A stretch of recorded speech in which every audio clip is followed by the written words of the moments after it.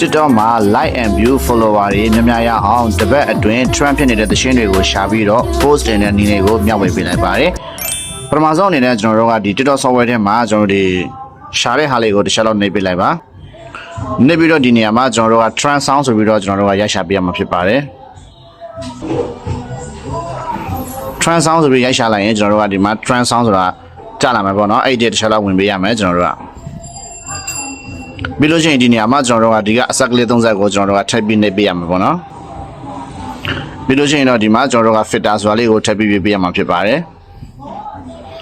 ဒီနေရာမှာတော့ကျွန်တော်တို့က date post ရဲ့အောက်မှာကျွန်တော်တို့ကဒီမှာကိုကြိုက်တာရွေးလို့ရတယ်ပေါ့နော်ဒီမှာ past 24 hour ဆိုရင်24နာရီအတွင်း trend ဖြစ်နေတဲ့ sound တွေ this week ဆိုတာကတော့ကျွန်တော်တို့တစ်ပတ်အတွင်း trend ဖြစ်နေတဲ့ sound တွေတစ်လ3လ6လတိကျွန်တော်တို့ကရှာလို့ရတယ်ပေါ့နော်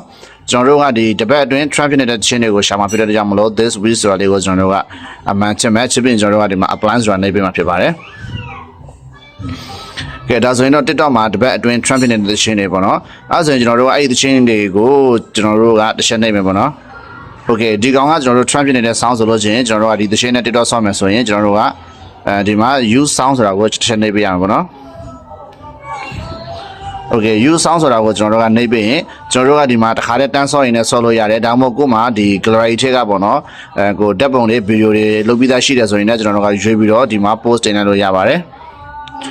โอเคအားလုံးပဲနားလည်မယ်လို့မျှော်လင့်ပါတယ်အားလုံးကိုကျေးဇူးတင်ပါတယ်ခင်ဗျာကျွန်တော်က mobile city ကစုံမဲ့တဲ့မှာဖြစ်ပါတယ်